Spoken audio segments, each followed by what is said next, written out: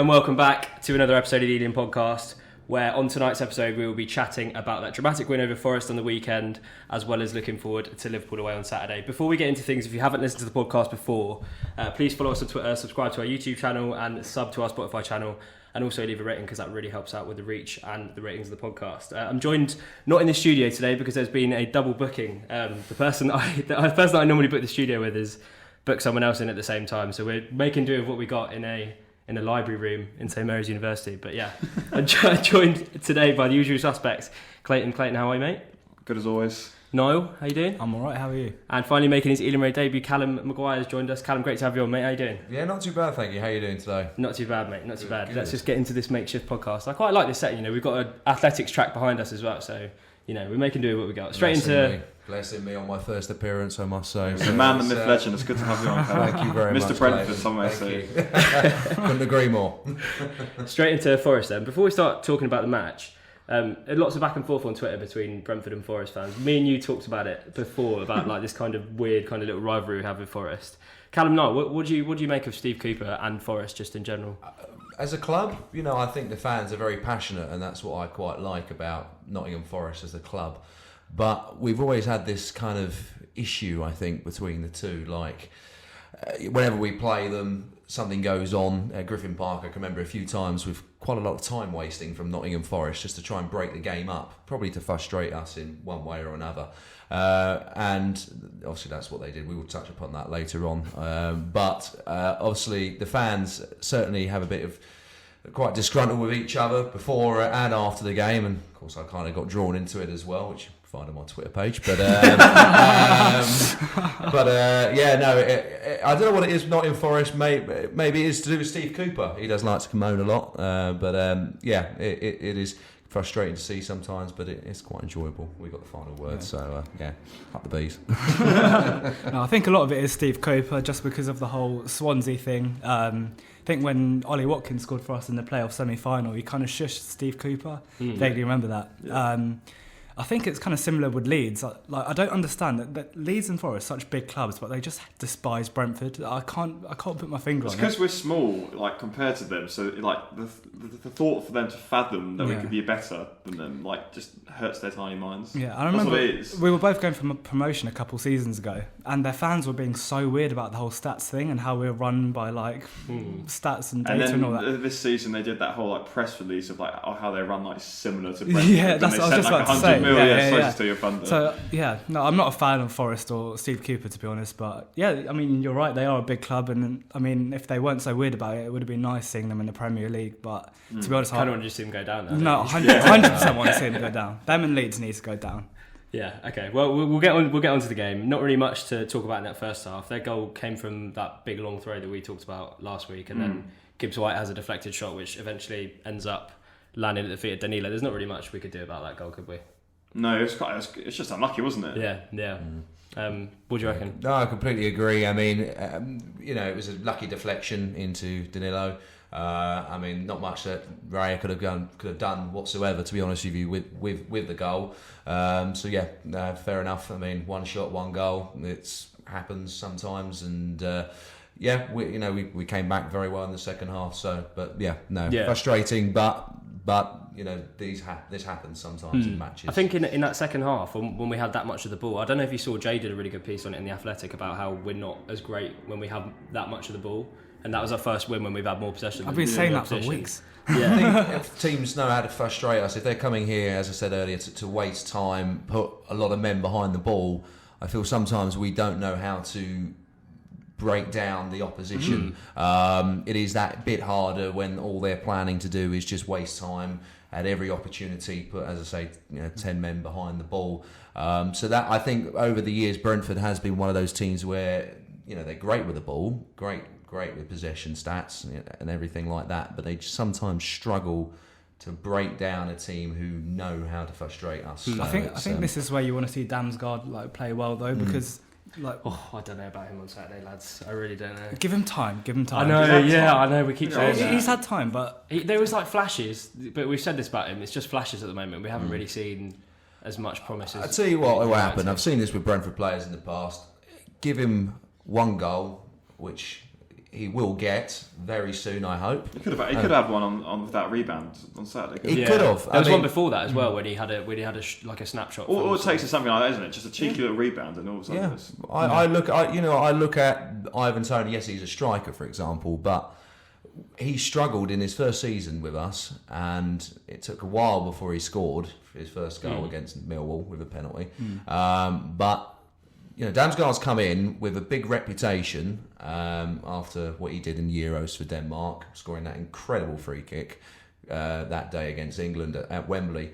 And I feel that, he's still young as well, and I feel that has kind of probably got to him. It's the first chance for him to play in the Premier League. And, it takes time for some of these players. And, give him time. I'm fully with that. And I think he can do it. I mean, absolutely. I think the most important thing is we've seen glimpses of what he can do. Yeah. If he was just playing shit like every week, then yeah, fair enough. But we've seen his quality against Fulham, other games as well. So yeah, I think it's just about confidence for him. He's obviously come off a long injury. He's very skinny as well. I don't know. Yeah, he still needs to get on those protein shakes. And Will said to get him on the beards. Both. I think we should talk a little bit about Tony's performance because, in a way, he kind of saved himself with that goal. Every time he gave the ball away in that game, the groans from the West Ham were just getting louder and louder. So it was, in a way, he kind of saved that performance with the goal. What do you reckon? It's sort of recently. It's only recently. Like you mentioned it against Wolves when he had a bit of a stinker, but obviously we can't get him to his back because of how he scored 20 goals. I know exactly. I know. But only it's just recently his performance levels have just dipped a little bit below what we expect of him from the rest of the season. I think obviously scoring 20 goals comes with an added pressure from the fans. I mean, fans are expecting him to go and score week in, week out. But I mean, we have to remember this. We haven't ever had a player, I don't think, who scored 20 goals in the Premier League for Brentford. And I think that's why maybe there was a slight, there was some slight disappointment in the crowd, especially from the West Stand on Saturday with how he was possibly playing. Yeah. But that is what I say about a striker. If you keep him, if he's quiet, then he can come up with a bit of brilliance. I'm saying he meant every bit of that on Saturday with his free kick. That spurs him on. Another goal for him in the bank, and he can only kick on. And yeah, sometimes you're going to get games like that from Tony, but great, he scored another goal for us. Brilliant. I think we don't really know if he's playing with an injury or anything because, like you said, last couple of weeks he's been not playing at his best.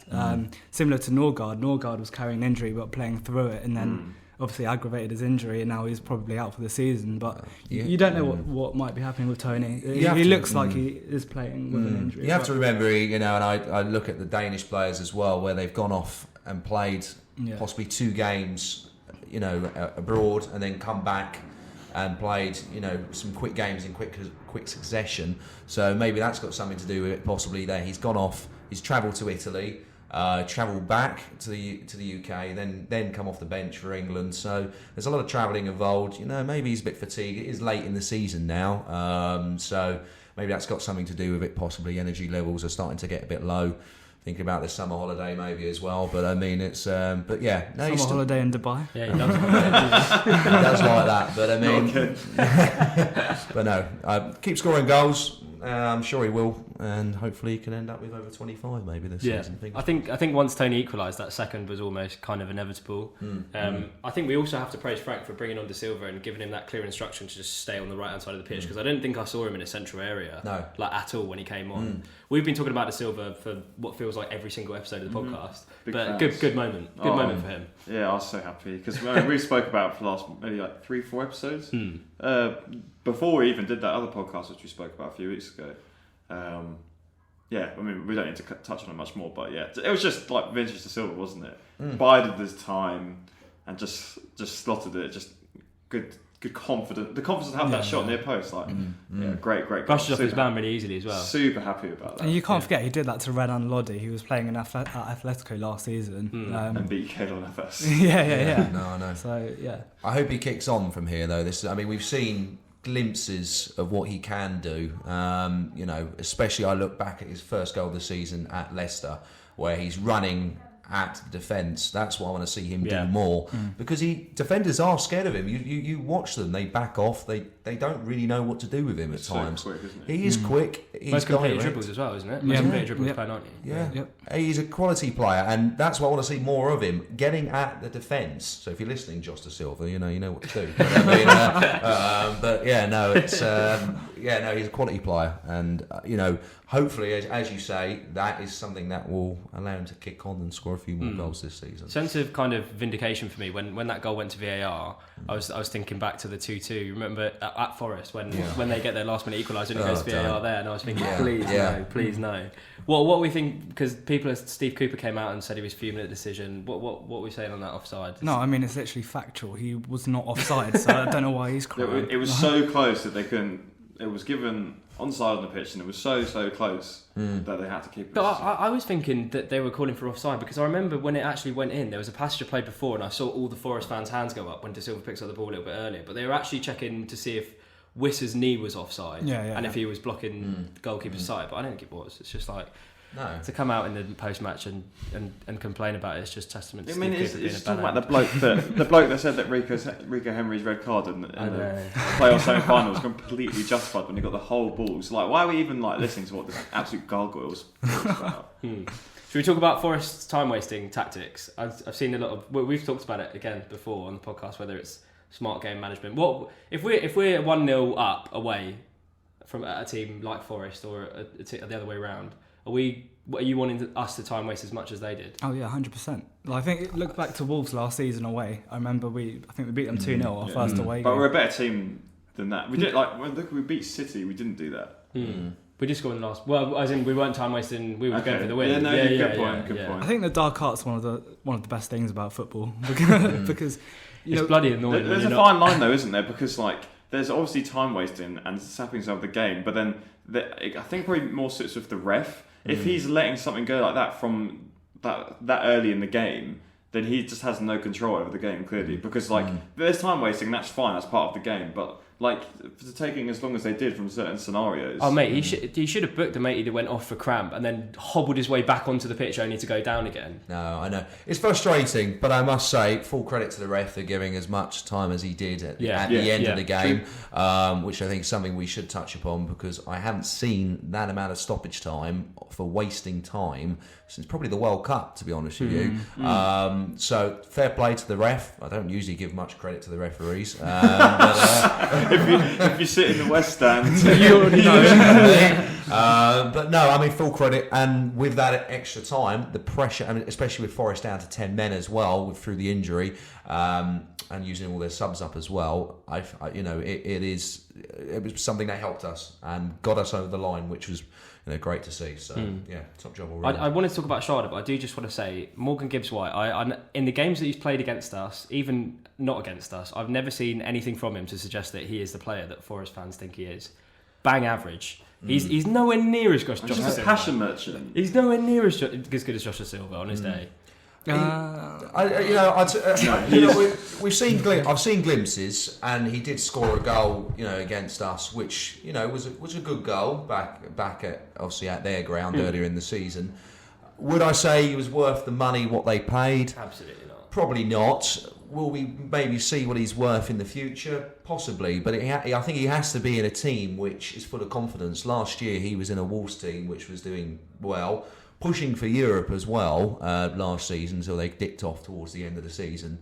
But he's got into a team which they're expecting a lot, because they brought in a lot of players, haven't they? And whether he's fitting in that team or not, I'm not sure. But it's just the way that Forest fans go on about him. He should be for England. I'm not saying he's a bad The player. England shout is horrendous. I'm not saying he's a bad player. I'm just saying he's nowhere near as good as they think he is. To be fair, I do think he's a good player. He's got a nice little partnership with Brendan Johnson. I think they're like the two danger men. Yeah, the two danger men.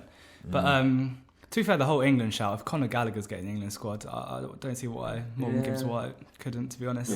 Conor Gallagher shouldn't be in the England squad as well. So. Yeah, I know. He was playing up top for Chelsea, it seemed like, in midweek when We did get goal of the month for Chelsea last month, didn't they? One goal for Chelsea in the whole month, and congratulations, Conor Gallagher, on the the goal of the month contender. Well done. Good job. Kevin Schade with another good performance. I feel like you said the same about Mbeumo when you said that you prefer him to play in a 2 when he plays with Tony. I kind of feel the same about Schade, because although on Saturday I saw glimpses, I remember that there was a point in the second half where he kind of dummies it and spins his man and just runs past him. But I feel like when he's in a 2, he's got more space to run onto whoever's flicking it on. But he was definitely the danger man in our team. So much so that when he came off, there was a collective groan around the stadium, like, why'd you bring him off? How much can we expect from him next year, Kevin Schade?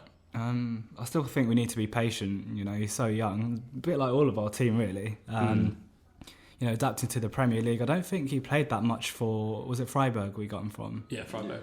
Like under 15 appearances on Thursday. Yeah, so he hasn't got a lot of professional games under his belt. So yeah, I think next season, he needs to open his account for us, hopefully this season. Yeah. Get that bit of confidence. And I know he had a good chance against Aston Villa a couple of weeks ago. And he looked distraught after that. But yeah, like I said... He was offside now. Yeah, I think he actually was. He was offside. Well, I'll tell you what, something will help him with his confidence. So obviously coming up, there is some national games to be played in June. I would hope that Germany would call him up again, give him the confidence once again to go, possibly get off the bench and have a couple of cameo appearances like he did previously. So that is something I would hope would happen.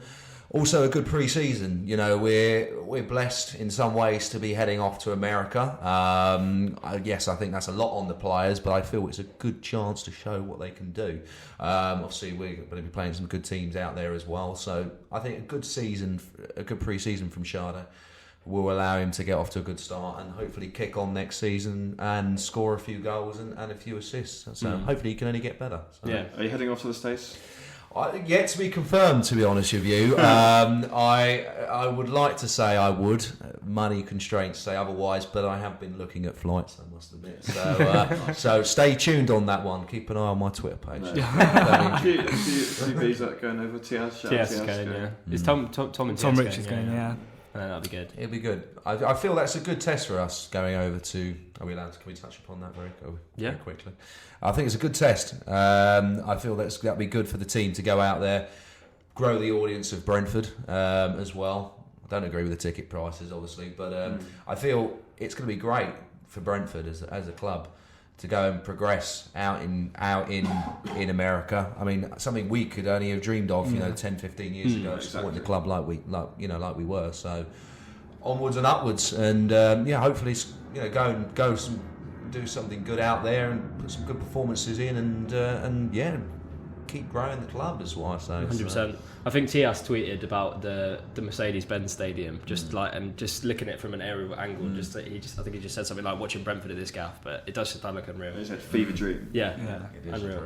a dream. You touched on it just before we started recording. You said you'd like to see Onyeka start the next game. We'll talk about Onyeka, but I think. Do you think that Baptiste deserves to start before the end of the season? Because we spoke about it before. I think whenever he comes on, he doesn't put a foot wrong. No, but it doesn't. I think he doesn't offer enough to start. It's just like a solid. I wouldn't move him on per se, but it's just like a solid rotation option. That's my opinion. I don't think we'll see Baptiste at the club next season. Personally, no. I think he's too good to not be playing because he could be a very good championship. I don't think he should be a rotation. I think he could be a first team player at a club towards the bottom of the division. No, to be fair to him, I think if he wants to further his career, he should move on because. Have you seen how many games he's played throughout his whole career? It's not many at all. He's good. He's a very good player. I just don't see him getting the minutes he might want to. I agree. Ahead of Jensen, De Silva. That's the problem. That's one position I don't think we need to strengthen in the midfield area. But we've seen the potential from Baptiste about what he can do. I look back at United in pre-season where he scored that incredible goal from outside the box. So we have seen what he can do, but the question of he is at that age, I think it's like 26, something like that, where you look at him and you say, do you want to be playing week in, week out? And the answer would be yes. You're in the prime of your career. Will he get that at Brentford? It's difficult to say. I would probably say not. But I mean, this is where I look at it and say, send him out on loan if he's prepared to go out on loan to a top Championship team, which I fully believe he can get into, why not send him out on that? We've seen it with players in the past, go out on loan, can do very well, and then come back into a Brentford squad and then offer something even more than what they originally were. Let's see if it's available. Yeah, I wouldn't like to see him go on a permanent. I think there's a player in there somewhere. Yeah, if he was 21, then there might be point in keeping him around. But unless we plan on getting relegated any soon, then we're not going to. I just don't think he's going to play. I think he's one of the unfortunate ones. Like, if we were still in the Championship, we'd probably be like a hero, along with Marcus Forss, for example. So, yeah, I think it's unfortunate, but I think you have to be ruthless when you're in the Premier League, and we do have a lot of midfielders. We've got Bidstrup coming back as well, who I really rate. So, no, it's a difficult one. I really want to see him do well, but I just have a feeling he'll leave in the summer. Onyeka, you've been impressed by him lately? Yeah, I've been very impressed with Onyeka. I mean, I think as an attacking player, I would say he's very much willing to get forward and put in a very good challenge. I mean, he obviously, with the first goal on Saturday, he won the free kick in a very good position, which allowed us to go and score.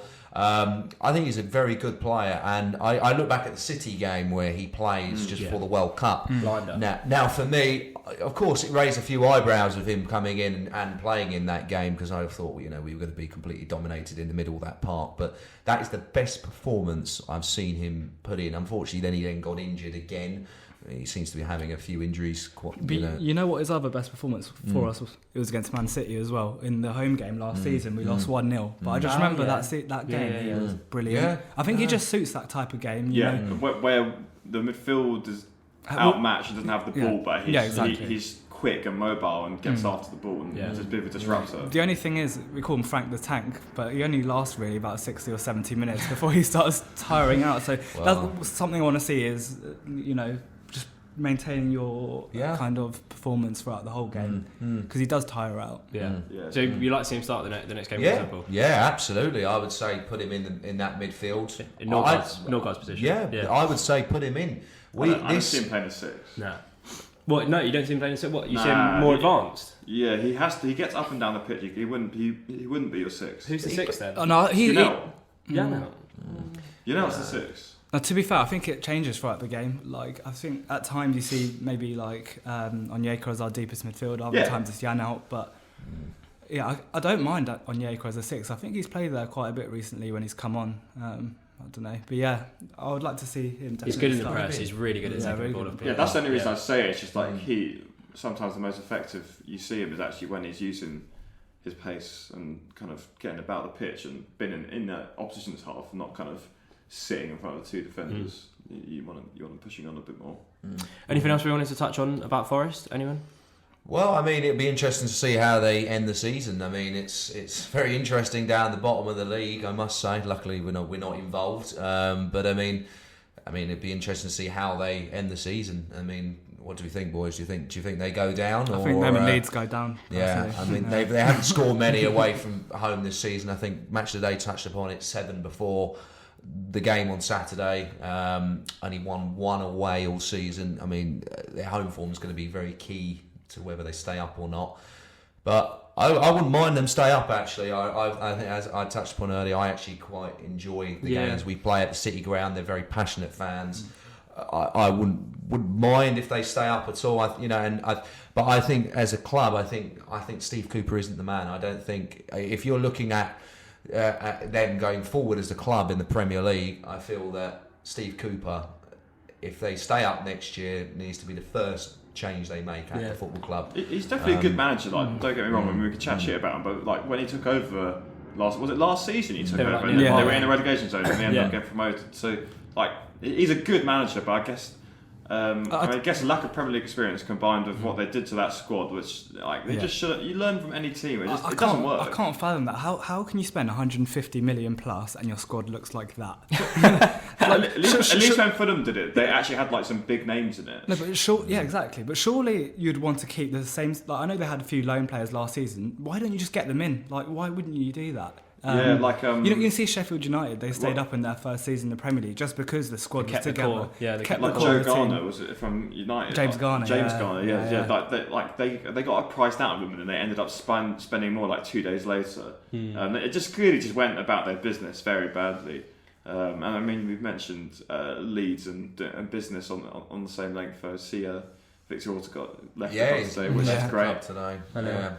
For me, I'd quite like to see Leeds and Forest stay in the league, just because it adds 2 more games in the calendar that there's a little bit more extra spice that you can get up. Yeah, but at the same time, it'd be just so funny. It would be hilarious. It'd be hilarious to laugh at them. But I just like going to Leeds away and it's Forest away this year. It's just been fun because you know that they dislike us and you know that there's a little bit more to the game. Right. Whereas like someone like Everton, when we went up there, I know I said before that we hadn't lost in 10 games or whenever since we started the podcast. But I've never gone to Everton and felt confident that we were going to win. It's just like I'd rather them go down. They're the most depressing club in England. It's a hard place to go and play football, Everton. They'd be in real trouble, wouldn't but they? I think they're in big trouble. I think you look at the Sean Dyche effect. I don't think it's working. I mean, Leicester last night they missed a penalty as well from Maddison. They should have won that game really. And Everton, they've got some hard games to come. But it would be interesting. I think I love that. We can take a back seat. Yeah. I mean, I still think we're pushing for Europe. I said at the start of the season on a podcast, other than this, I still think I said we will be pushing for Europe, and we still are. But it's nice to look further down at the table and see us and just laugh. Yeah, just revel in that. Yeah, just absolutely. No, we're not involved, so I'm enjoying that part of things. One more thing before we move on for Forest. We touched on it briefly before we started recording. Not one to gloat, but I have been speaking about this for a while. There's a lot of talk on social media, Twitter especially, about playing Freed from Desire after the games, after kind of wins against teams in the relegation zone. Bit forced, bit contrived. What do you think, Mike? Yeah, I think stick to the lap of honour. I think lap of honour when we win, fair enough. We're in the Premier League, I get it. I also understand people saying there's no easy games in the Premier League, so why wouldn't we do it? But I feel like if we cut it out, it would make the games where we go and beat Liverpool or Man City more special. Yeah, then you do it. Yeah. I just think the fans should build the atmosphere, especially when they're It's been good the last 2 games, mate. Since we said it. After it's like you remember on Eden Road after the game, if you had a big win, all the players would come over and everyone would sing like songs about specific players that had like a really good game. But you can't get that going after any win in the West Stand because all you can hear is Free from Desire. Yeah, and it's like the 7th time. So then it's just like Weiser kind of like fumbling about, I don't really care if we just beat Forest. And all the players he came off the bench and about dropped a shitter as well, and yet we're still singing Whistles on Fire. Yeah, no, exactly. Like, come on, guys. I can't see them dropping it next season, to be honest with you. I think that is something that Brentford... Too many people like it. I think there's too many, and you look at it on Sky as well, when they're very quick to pick up on it, Jamie Carragher, Neville and co. I think the club will be... I don't think they'll want to change it, to be honest with you. It is probably it's a good point about Sky, because whenever Sky come around, they know that they've got that if we win at the end of every game. Yeah, I can't see them so dropping it. So we need to speak to Sky, not Brentford. Basically, Tom Sheff, what you got? So we get on some questions from the GPG. We've got a question from Tom who asks if we've got more depth than we think we have, and he cited the 5 subs on Saturday as evidence of that. We kind of touched about it before with Jay. We said that was kind of a point of the team that's so different from last year. Now when we look at the bench, we've got players that we can bring on and we're confident in bringing on, whereas last year we didn't have that. And players like KLP, who we just kind of forgot, he's been injured for this half of the season really, and just kind of forgot he's existed. We paid 25 million for him. Definitely I think so. I think we've got a lot of depth. I also think the team is just so well drilled. Every player who comes in, they know their job, like they know what to do. I think you have to give credit to Thomas Frank for that really. I think players like Zanka and Roslev even, they come like... They're kind of names that make me slightly nervous, but they come in and do a good job. Zanka against Chelsea, just hadn't played in weeks, just comes in, just blinder. Yeah. Thomas Frank, you're the man. Good article on the Roslev that Brentford released earlier. Did any of you read that? It's quite interesting. We're talking about how he's, I think the 8 games we've played against the Big 6, he's started 7 of them. In all of those games, we've lost none of those, but the only game that we lost was that he didn't play against Arsenal at home. I think it's because when we play the low block, he's so disciplined. He's kind of different to Hickey in that regard. Like Hickey's better when we have more of the ball. But yeah, Roslev's been so good this season, I have to say. Hopefully he can push on to maybe bigger and better things next season. I thought Hickey had a good game on Saturday. One of his better ones. No, I feel it is a different position for him playing on as a right back. I know he has played in that position for quite a few games for us. I still think it's his best position is on the left, but obviously it's a bit difficult when you got one of the best left backs in the league. Personally, I feel Enrico Henry there as it is, but he's done a great job and he's kept Roslev out of the team. Where at times I thought where he has gone off to Manchester City put in performances like he has. To keep him out, he's done a great job. Have we seen the most of him? No, I don't think so. I think there's more to come from him if he can keep himself injury free, which I think hopefully he can. He's had his bad luck of injuries. There's more to come from Hickey for sure. And again, he's got some very big games coming up for Scotland. That can only improve him as a player. He's got a big game coming up against England as well, which would be quite good to see him involved, hopefully. So, no, I think he's only going to get better. And, full credit to the crew, the guys who brought him in. He's done a great job. So it's only going to do him favours with Braslev pushing him so much as well. It's just going to make that competition even better. Yeah. We got a question from Andy on Twitter who asked how Callum manages to get on TV every week. That's a good question. I don't know. That is the $1 million question, I think, actually, to be honest with you. I don't know. I mean, I wish I could answer that, to be honest with you. You know that United fan that went viral during the World Cup? Yes. People kept finding him on everything. Like that is basically, you're the next him. Well, pretty much. I go to the grounds the day before I identify where the camera is going to be. So, I don't really know. I think maybe just a passion. I love football. I absolutely love football. And I think that's probably it, to be honest with you. I'm not afraid to show my emotions in the crowd whatsoever. When we look at Italy of late, funny enough, involving England, we had 3,500 people there, but they decided to panic on me. Don't know why. I think I love football.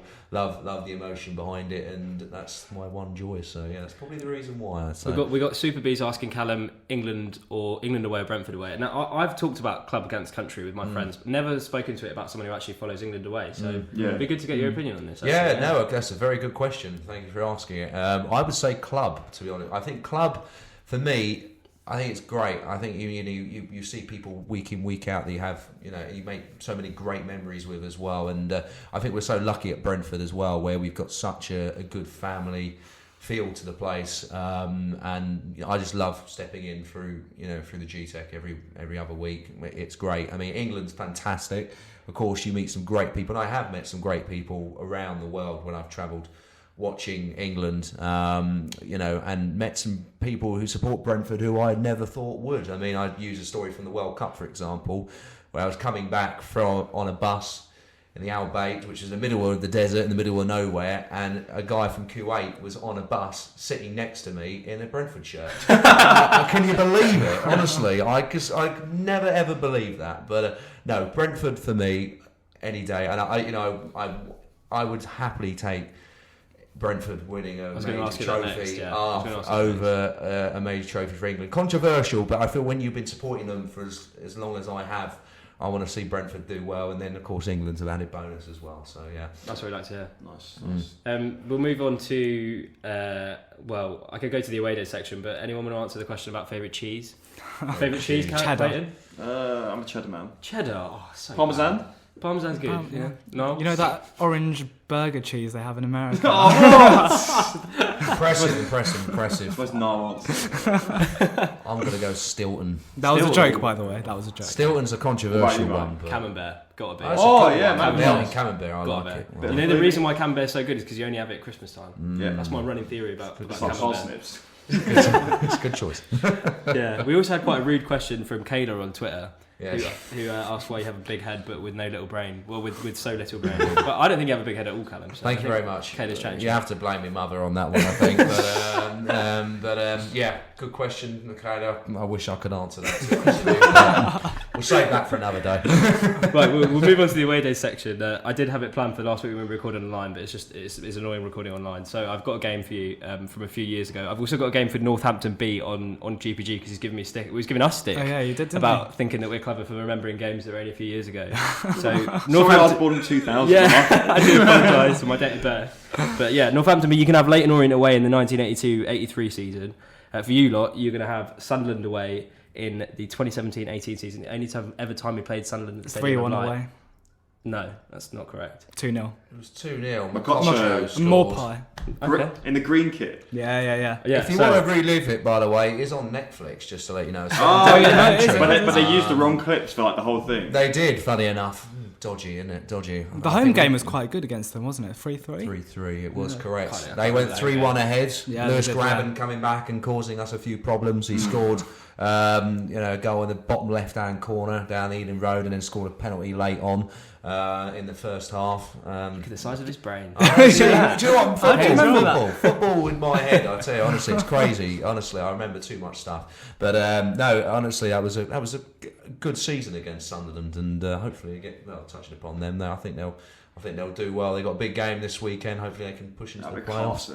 Yeah. Them or Middlesbrough or both. Well, I mean, it's an interesting And they won playoffs. I mean, if you look at that, I mean, there's some. I mean, Millwall are in the top 6 currently, but they've got to play a difficult last game. But I mean, any of them I would take. Of course, everyone would want Luton in the Premier League, wouldn't they? But I mean, whether they'd be allowed to play at Kenilworth Road or not. That tweet goes I doing the I rounds. think they'd have to play at MK Dons. They'd probably MK or Watford. That would be so bad. It'd be good away day. MK. Oh no, not MK. I meant if they could do it at Kenilworth Road. Yeah. I can afford That'd it. be such fun. But that tweet, honestly, going the rounds of, you never Yeah, believe no, that this it's like ground, Kenilworth Road in the Premier League. It's the new Will Still. Yeah. Jeez, honestly. But Do you reckon, I reckon that green kit that we played at Sunderland, I think that's top tier kit. That was Top a tier good away kit. kit. Yeah. One of my favourites in recent Was years. that the third kit with the Jaffa cake as the away kit? Or was it a different season? that's a good question. No, It's the I same think you're right. sponsor. I think you're It right. was the Leo Vegas sponsor. Yeah, Wasn't I think you're right. That Jaffa, I didn't even really mind that Jaffa kit, to be honest. Jaffa. It was pretty I don't horrendous. mind It was the season that Ajax got to the Champions League semi-final, and so Adidas reproduced that kit for so many different teams, and with a nice colour palette, it was so nice. And they just Brentford would give them brown and orange. Thank you so much, Adidas. Quick question: sponsors for next season? Who would be your ideal sponsor on the front of a Brentford shirt? That's a good question. I prefer no sponsor, to be honest. I've seen shouts for Fuller's or Yeah, something. Fuller's would be good. But Fuller's would be I good. can see that being. I mean, they are part of the Asahi brand now, but I mean, I would say. I think we're in a very good area as we are on the flight path of Heathrow. It's been a while since we've had an airline. KLM? You can KLM maybe. I mean, I would say outsource one. They're around the bit. Qatar Airways. They do like supporting a football club. So I mean, Qatar Airways. If you fancy putting some money into Brentford Football Club, you know where to go. get them on the bow. That's it. Joseph Soon was also in the lineup that day. Did you two watch the clip that I sent you to watch before? Yeah. Awful. That How was. So what I was going to ask was, if no one's seen the clip, go onto YouTube and just type in Joseph Soon. He missed this absolute sitter for RKC in the Eredivisie a couple of weeks back. Do you think that's worse than Mope's miss against Cardiff? Was that the same year? I can't remember. No, Mope's was worse. That was. I think Because he took a touch. Yeah, The Joseph Zoom, when you watch it, he just I mean, it's awful. He misses the ball and it kind of hits his knee and then bounces out and goes out. The Mope one, every time I watch it, I just don't know how he missed. He's trying to be too cute, too clever. He tries to put it in the corner. He's got the whole goal. I remember Ian Abrahams came out afterwards and he was thinking, he said something along the lines of, how can you be a professional footballer? I could have scored that. But I genuinely believe that Ian Abrahams would have probably scored that. It was that easy of a chance. I remember sitting in the away end, just me and my uncle stood next to each other. We were just looking at it, waiting for the goal to go in. I could not fathom how he missed that chance. Gets worse every time we watch it back. Yeah, did we lose that game as well? Yeah. We It did. did. It was, no. But I mean, it's. I remember Neil Warnock had a few words to say after that. He was asked if he had any sympathy for him, and he said no, pretty much, quite bluntly. What a man. Quite bluntly. But no, Mope. I mean, it's interesting to see where he goes. Actually, I mean, he hasn't kicked on how I thought he might have at Everton. Whether he might do something in the Championship, possibly, if Everton were to go down, I don't know. But I think they might well just jump ship with him, actually. And I think, he could still offer quite a lot to a Championship team. I think if they went down, he's that kind of player is your perfect striker. Yeah. If you go down, but you're still a big club and you've got good players around them, he might put himself in that bracket of Everton not fans good would enough for the Premier League. But Too good for the Championship. Yeah. But Everton fans would love him if they were in the Championship next season with more. Oh man, I players. still love him. I still love him, but I feel The like pure shithousery in that. I wouldn't one take him season. back though. No, we don't. No. last summer I would have taken him back, but now Would you take back Ben Rama? 100% every day of the week. I would hope take back make that Ben happen. Yeah, make maybe that happen. No, No chance. No. I'll tell you why. I've always said quite a lot about Ben Rama, and people say he's one of the best players we've ever had at Brentford. He's the best. He's the best. On his day, but I must say he's one of those players who would go out there and frustrate you quite a lot as well. And when he's not having his own way, he can be one of those very frustrating players to watch. Would I have him back at Brentford next season? No, because I feel there's a lot better out there. Also, West Ham will be asking for a lot of money for him. Forget the money. It's not us. Forget the money. We are pushing for top 7 at the moment. Will Ben Rama offer us top 7 football next year? Definitely not. Ben Rama's... No, I'm not having this one. We let Niall get away with the stinker a couple of weeks ago and we got grief for us. You're not having them get away with that one. Vote. Of course, people would say yes, but would we have Ben Rama back next season? Ben Rama's the exact type of player we're lacking right now. In a 4, especially. We kind of said already how we don't like Mbemo Oshada in a 2 up top with Tony when we play in a 5 at the back. He'd improve the team massively if we were in a 4. I'm not sure he'd suit playing in the 2 up front though. No. I'm saying that he'd improve the game as when we set up in a 4-3-3 or a 4-2-3-1. Depends how you spin it. Yeah, he can break defences down. I'll take him in a heart. He's one of the best players ever. He's magical. He's the best. I had a hot take the other day. What would you say about if I said to you, you know how people say Adel Taarabt is the best player that's ever played in the... If you look at one of the in terms of Streets Never Forgets players. I would say Ben Rama's better. If you watch Ben Rama's highlights in the Championship, you watch Adel Taarabt. Like they're both amazing. Like some of the things they do in those videos are nuts.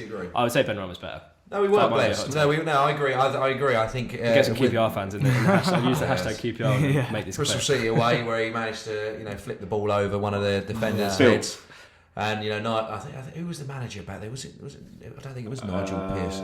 Lee Johnson. Lee Johnson. That was it. Lee Johnson. I think it was after came out. He was furious. Absolutely. But the disrespect that apparently Ben Rama was showing. Well, I call it skill, mates. I mean, no. I mean, it's no. If we had an option to sign him, of course, a lot of fans will be happy. But my honest opinion, I think we can do better. And you got to look at Keane Lewis Potter to come back. Yeah, go back onto him. I think we're still to see the best out of him. We saw it in glimpses in the first few games. I thought against United, I think he was incredible. How he played that day was second to none. And I tweeted very soon after saying we've got something special here. Fulham away as well. Yeah, Fulham away. He put in a good performance, and then he got injured. And that's where we've seen in the past where players have had problems where they've come back from an injury and struggled to get back into the team because of it. Look at Janelt. I mean, look at him. He was complaining the other month that he wasn't getting enough minutes because people were pushing in front of him after he got injured. So I mean, it's but no, Ben Rama, no chance. It's going to be interesting to see how we line up when we're in America if KLP's back. I don't know what the time frame is on his injury. Is he going to be back for pre-season? I'm pretty sure they said he was going to be back. I just don't remember him being in the squad for. Not sure. Weeks. Yeah, not sure. They used to talk quite a lot, didn't they, about injuries and when players would come back. But now they're a bit more private on what goes on behind the scenes. Hopefully he'll be back because I think again it'd be great to go and put some minutes in against some good teams out in America. So yeah, I think you're right. I think he's a special player. I think we got pop up to him on Twitter, see how he's doing possibly. We'll move on to Liverpool then. How are we feeling before Saturday? I'm not nervous at all. I mean, that's quite rare for me, actually. But I mean, I think that, there are a lot of... Liverpool as a defensive team, there are a lot of... Frailties there, yeah, that's the word, thank you. And I can see a lot of goals being scored on Saturday. What we need to be careful is that front three for me, actually. I mean, Salah involved, who to play up front as well. Diaz is back now as well. Diaz scoring goals. Nunez as another player to come off the bench, possibly score some goals as well. I mean, there's going to be some goals, but we got to aim for their defense. Their defense is weak. We proved that in Bremo scoring that goal. He did the third goal against Kouyaté, wasn't it? I believe. I mean, the fact that they even let Tottenham back into that game. Some of the defending was just. I think boy. On Saturday, it's one of those games we have to take it to them. Like nothing to lose. Nothing to lose. And I said this. I've said this a few times. Anything can happen in football. If they put enough into it, we can still get that top 7. 100%. Yeah, I'd be disappointed if United felt the same before. It was yes, they're playing well, playing better, but we got a result against them already. at home. So like, let's not go away. Because I mean, that first half against United, the way we were just extremely flat. Showing so much respect. Too much respect. As soon as we put a bit of pressure on the second half, they looked a bit more ropey. Yeah. So just come out on Saturday and just give it a go. Could be Trent up against Sharda up against Trent on the right hand side. Doesn't really play right back anymore if you've been watching it before, though. Yeah, I guess. But then we can just exploit that, can't we? Well, that's how Tottenham scored on the weekend, because they play Trent in possession places in the 6 as like a quarterback, and then Konate basically sits in at right back.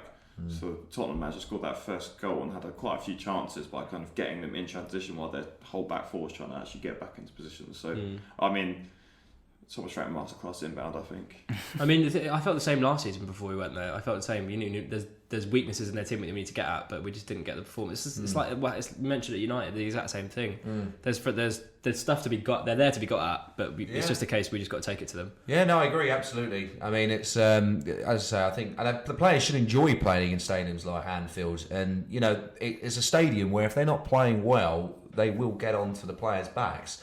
So and there's a lot on the line for Liverpool still. You know, they will want to finish in the European places, obviously with the history they have in Europe. So you know, I think we've got to go there. The first goal is going to be key. I feel it's going to be hard if they score the first goal. But no, get at them. Basically, get at them, cause them problems. The long throw, I think, is again something that they didn't particularly like very much when we played them previously. So again, utilise that the best we can. Yeah, just go enjoy playing at Anfield. What's the worst that could happen? Apart from getting beaten badly. But look, you know, there's 4 games. There's nothing to lose. There's nothing to lose. There's 4 games left now. You know, we beat Liverpool. We take potential rivals in those kinds of positions. Take points off them. Absolutely. Who knows what can happen? Go and enjoy your football. That's what I go and say. I mean, yeah, of course, if we lose and then we're out of the top 7 after that, you know, looking at what's left, I think we should touch upon possibly bringing in some players who are fringe players towards the end of the season. Something we haven't seen of yet. I feel that there could be, you know, I feel we should use our B team a bit more. There is some quality players in our B team who should hopefully get some appearance time. Looks like Alex Gilbert scores every week. Yeah, but he's like 22 now, isn't he? He's quite old for a B teamer. But players like Ola Kikbe, he came from Fulham, and Ryan Trevitt as well. They've looked so promising in the B team games, but got to keep Chris them Ayer. up.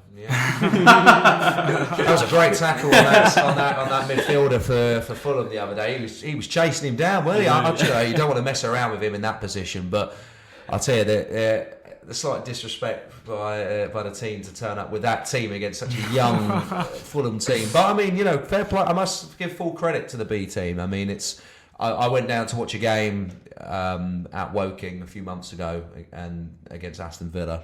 They put in a quality game. I must say, boys, get yourself down there to any of the B team. They're playing games. City on the Rob Rowan testimonial. Get yourself down there, guys. It's for a great cause as well. Touch upon that, obviously, I feel. Watching Neil McFarlane on the touchline is worth entry alone. Yeah, honestly, he's just an angry Scotsman. And you've got Sam Saunders there as well. It's great that we've given him an opportunity to go and develop his coaching over there as well. So, I mean... keep it up. And, you know, we've got a big game in the final now for the V team. Hopefully they can go and win a trophy for Rob as well. That would be lovely. And, get on the bees, basically. So, yeah. There was rumours of McFarlane leaving. I don't know if you saw anything. Not sure. He was linked with like a League 2 job or something. So it'd be interesting to see if he did go. Possibly. Saunders at Crawley was linked. I mean, I think definitely the B team's looking good. I mean, as I say, hopefully... If we lose on Saturday and we now can't get into the top 7, bring a few of the players in, give them a chance, you know, and especially City last game of the season. I think it's going to be a bit of a party atmosphere. Yeah, where they probably should have won the league by then as well. So give the young players a chance. What a development 100%. Opportunity for them. Yeah, cool. I think that'd be a good way to wrap it up. The Eden Road podcast will be back next week to talk about that Liverpool game. Also planning on having some special guests on over the summer, so keep your eyes peeled for those. And as I said at the start, follow us on Twitter, subscribe to our YouTube channel if you're watching us there, and also leave a rating on our Spotify, and we will see you next week. Cheers. Thank you all. Cheers.